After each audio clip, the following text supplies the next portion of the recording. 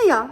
So we're going to be taking a look at your upcoming Mabon season, but before we do, a couple of announcements. So first of all, I got a treat for you guys. So I developed a quiz to help you determine what your strongest clairs are. So your clairs are your intuitive abilities in terms of clairvoyance, how you see intuitive information, clairsentience, how you feel intuitive information, and so on and so forth. So if you are curious to see what your strongest clairs are, and then get a little bit of information about how to strengthen them further, develop your other clairs, and then also some information on what my strongest clairs are and exactly how I use them to read on the channel, go get your free quiz. The link is in the description box below, and then let me know your results. I really love to see and hear like what you guys' results are. I love talking clairs all day long, so that link is in the description box below.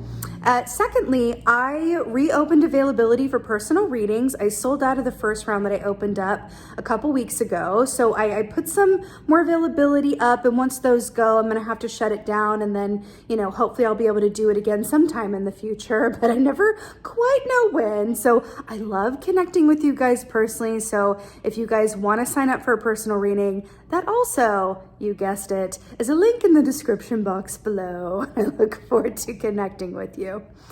So those are the announcements. Now on to the meat. So we're going into Mabon season, right? So Mabon is a beautiful time as the wheel turns, where we're going into the autumnal equinox here in the northern hemisphere. Flip it for the southern, of course. But in the northern hemisphere, this is when we have equal times of day and night, right? So think about the justice key on the tarot, right? We are moving from Virgo season into Libra season. Libras are the justice key. It's about the scales. It's about balance, right? Which brings it back to that idea of the autumnal equinox and how we begin our descent into the dark time of year. So there's going to be a lot of themes of this time of year in these readings is what does balance look like for us? What is our relationship to the dark time of year? What is our relationship to the unknown and all of the aspects of the things that we can and can't see within the moonlight and the sunlight and all of those aspects of what duality and balance and dark and light brings up for us in our day-to-day and also our spiritual experiences as well. Because as we move forward in the wheel of the year, after that, we have my favorite time, Samhain, aka Halloween, and then we're moving forward further and further into the dark times. Samhain is also the beginning of the new year in the pagan world, my world.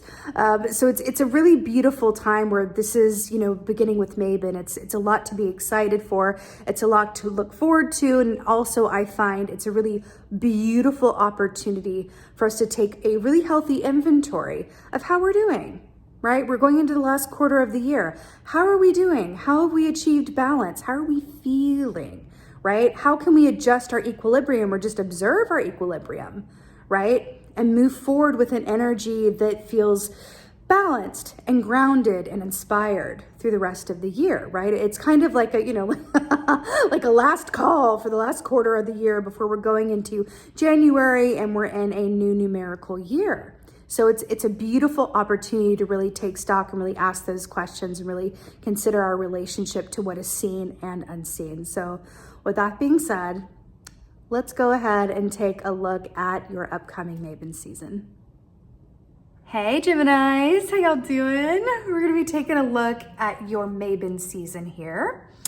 I will say in the energy, immediately I got the image of, I was in the Arctic. I was in the Arctic, and it was like snow, hardened snow, and then I saw this huge chasm, right, that was separating these two, land masses, right, frozen land masses. So there was this big chasm, and then I saw like all this stuff being thrown into the chasm, right? Just different like bits of garbage, different animals, different pieces of refuse, just a bunch of different miscellaneous items being thrown in this chasm. And then I saw this polar bear walk up to the beginning of this chasm and then put its paws down. And then it started to fill in, the chasm started to fill in and cover over with ice. And suddenly the chasm was no more, and it was a land, it was a space that you could now walk on. Oh, hello sound effect. I'm in my new place, y'all. It's an adventure.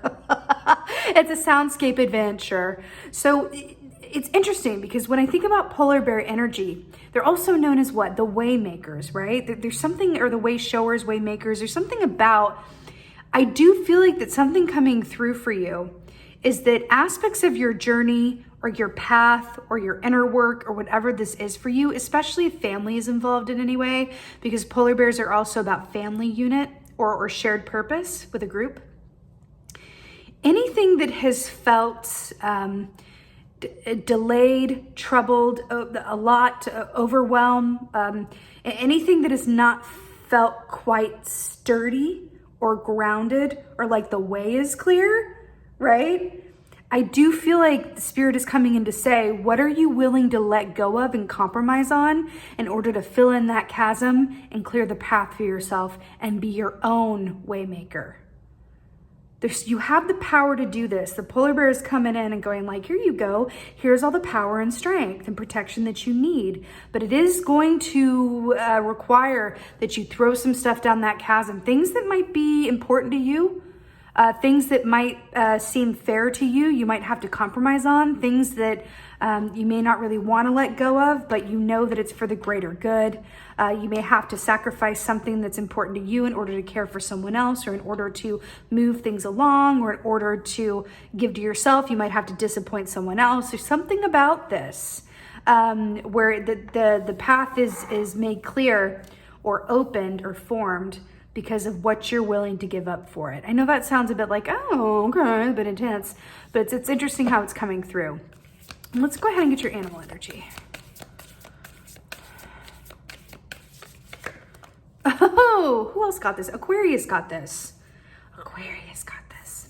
Okay, so here we have the dragonfly. So first of all, as an air sign, Gemini, you know, whenever you get an animal of your like element, that's always very auspicious. That's always very good news. So dragonfly equates to that of the Ace of Swords in the Tarot, which is about, you know, from stillness yields great clarity, right?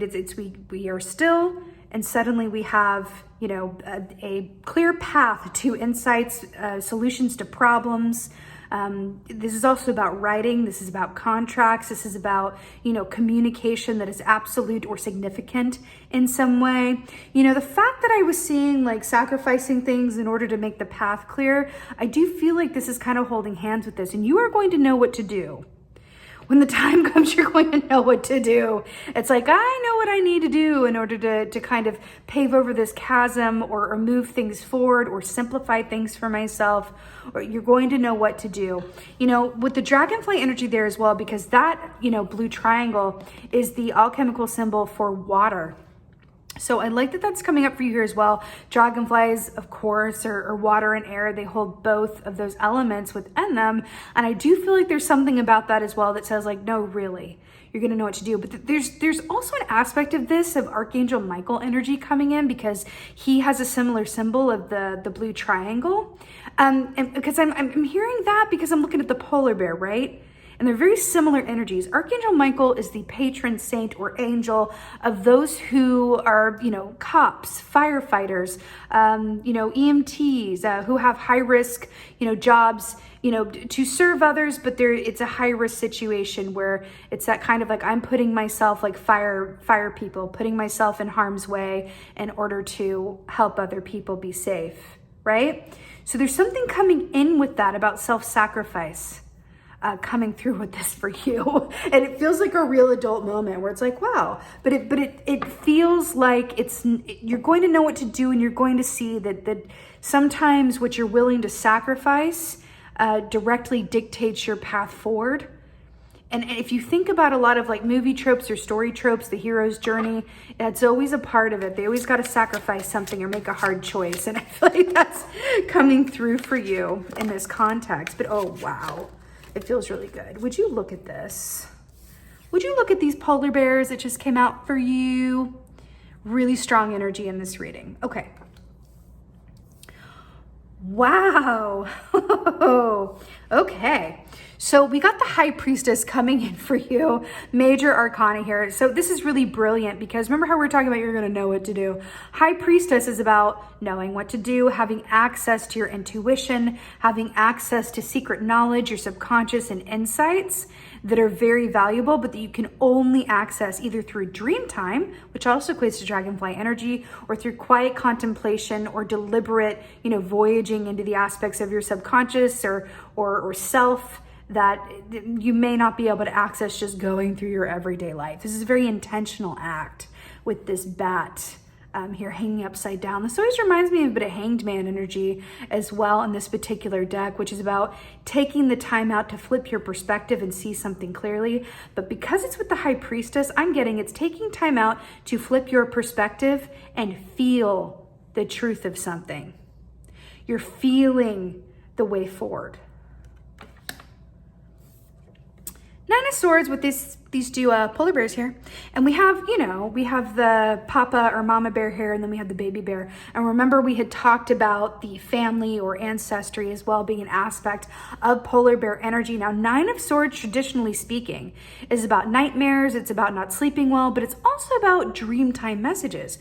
Same as the dragonfly, right? Dragonfly medicine is, again, like I said, about dreamtime. So it's really, you're going to have the access to some dream messages coming through for you. But I am getting, just a slight side note. For those of you that may have trouble remembering your dreams or don't dream that vividly, I'm telling you, your dreams are a major resource for guidance and clarity because your subconscious is coming out to inform you of things, right? I feel like this could be really, really, really significant for you, and it would be a shame or a missed opportunity not to deliberately work with that and access that. So a little tip.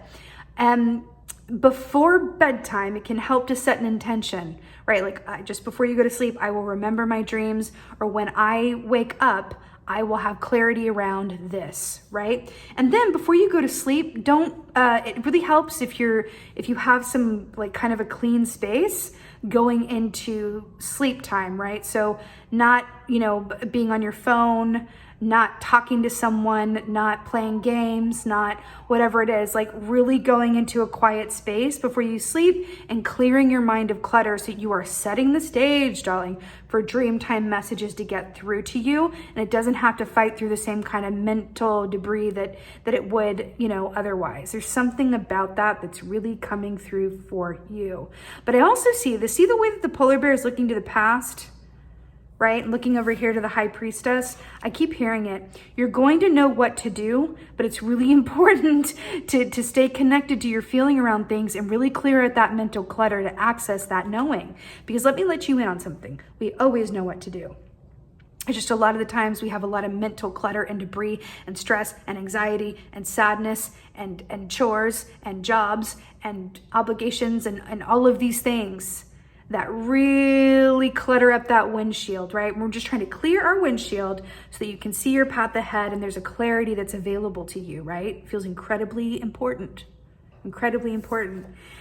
Oh, then you have the Six of Cups. That's right. I feel like y'all get this a lot. So Six of Cups, it's interesting because you guys are, the two sides of something, right? You're the twins, you're the lovers. So it's interesting with the Six of Cups here because we have the mirror images of the elephants, right? Now, Six of Cups is about nostalgia. It's about the past, right? It's about remembering things in a better or worse light than they actually occurred. But it's also about, in alignment in the light side of Six of Cups, it's about really deriving enjoyment, right, from exactly where you are without concern for the past or the future. A lot of the times, because elephant energy can also hold hands with Three of Swords energy, which speaks of pain and disappointment, going through the journey that is life. And a lot of the times that pain and disappointment can be extra heavy or extra potent because it's based on the past in some way, or it's rooted in some, the heart pain that also is affected by your past pain, past experiences, past loss, past trauma, right? So there's something about that here. These are very different. I want you to just see the journey here, right? So we've got the High Priestess, flipping that perspective and feeling the truth of something, right? And the Nine of Swords, right? We have intuition, subconscious here. Then we have more intuition, subconscious here with the Nine of Swords, and that, you know, it's like, hey, baby bear, you go to sleep and don't worry about a thing. The Six of Cups. Mama or Papa is gonna really like be open to this intuitive information so that I can clear these cobwebs and feel into my knowing around what to do and the way forward. What am I willing to let go of or compromise on or shift so that I can pave over that chasm and make a clear path for both of us? What is for the greater good of your family, your work family, your unit, for yourself? There's something about that. Remember that Archangel Michael, like if you're in service to other people, then it's really about deriving that strength and go like, okay, I need to make decisions that don't just affect me. And sometimes that can be incredibly illuminating to look at it from that perspective, okay? And then we have the Six of Cups, which I feel like the three elephants in the background are the Three of Swords. Can you see that? The three elephants in the background are the Three of Swords. And you're really being asked to pave over this chasm and throw these three elephants, throw this heart pain, throw the fear, throw whatever you need to sacrifice for the greater good, right? Your expectations, your desire, what's fair to you, throw it in the chasm and then have access to all this. That's what this feels like for you. Let's get some advice. Right. Wow. So Knave of Swords. So here we have the Page of Swords here. I like that you're getting air energy here. So Page of Swords, it's again with this perspective of the photo, the Polaroid on the kite and the upper vision and perspective and all of that, right? So also with the childhood thing here as well with the kite and the page. So the Page of Swords, this is really about, it's about insights and information and having ideas around things. What did we say? What did we say? I feel like there's an aspect of this that's saying like, hey, it feels a bit, you might have greater, okay, children. Let's talk about kids. That's what I keep getting with the polar bear in the family. Kids don't tend to overthink things. Not really. They don't. It's like, I want my dinner and I want it now. I want to do this. I want to do it now. No, I want, no, I want this. And no, I don't want to do that. No, I don't want to go to that. And they're very clear, right? There's not a whole lot of like analysis paralysis. That's something that happens as we age. You know what I mean? But there's a beautiful simplicity to this that I feel like is coming through for you with this Page of Swords. And it's saying, clear the mind. And the answer is right there. And it feels like there's a certain lens that you're invited to look through it as, in terms of like, let's simplify and also look at it through the lens of either your younger self or as a child would, because we tend to overcomplicate things, overanalyze a lot of mind, but not kids. And that's coming through as your advice.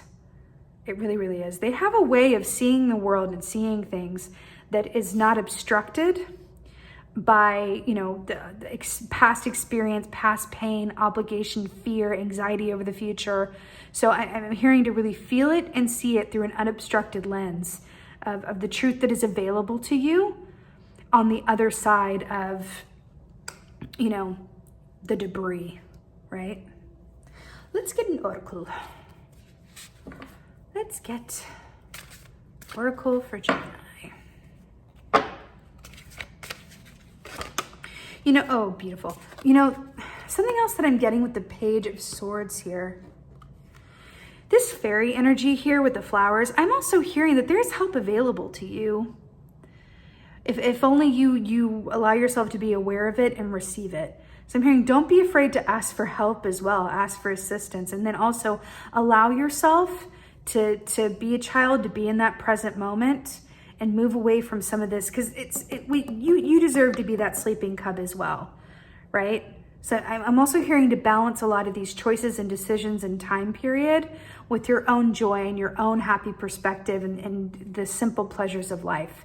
But this feels more like, not because it's gonna, give you anything in particular, just other than you deserve it and life is meant to be enjoyed and you deserve that as well. Because it feels like there's a hypervigilance that's been going on. And I can feel this feeling of like, oh my God, I just want to be like a kid again when things were more simple, or the kid that I never got to be. and I would like things to be more simple, you know what I mean? So there's something in that, and I feel like asking for help and letting others support and help you can be an aspect of that, of coming in to help hold you up, right? Beauty. So this is really stunning because beauty, yes, it is kind of tied to the Six of Cups and the Page of Swords here, where it's about enjoying the beauty of the present moment, stopping to smell the roses, right? But what I'm really getting with this is that beauty is really down to how you see things in your own perspective, right? And I feel like this is asking you to look at aspects of your journey and your experience, and how often are you seeing the thorn of it, and how often are you seeing the rose? Can you really accept and embrace the beauty of all aspects of your experience, of the road that got you to where you are and the unknown road ahead, without sort of cherry picking and going like, oh, making choices to avoid the thorns, or I'm making choices to have less of a thorn, right? Instead of like, there feels like there's some hard or difficult choices coming up for you, but it's really about kind of looking at the bigger picture with that kite there and going, you know what? It's none of that. I can really simplify this for myself and say, what is for the greater good, right? And what is in the best interest of both myself and others who are going to be affected by my choices and my movement forward? Because you don't just clear the chasm for yourself, you clear it for others who are also part of your soul journey and of your experience. There's something about this. Okay, beautiful. So, beautiful Gemini, I'm wishing you a very happy Mabon. Just another reminder, if you would like to know what your strongest Claire is, the link to that quiz is in the description box. Do let me know your results. I love hearing what your strongest Claires are. There's also in the quiz exercises on how to develop your Claire and really work with your intuition in a really co-creative way, which is always really, really good.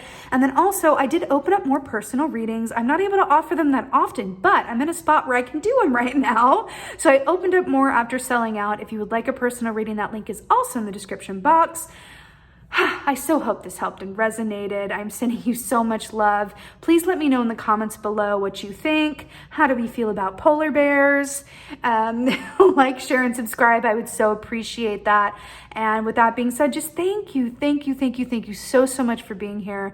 And most of all, and as always, thank you for being you. And be well.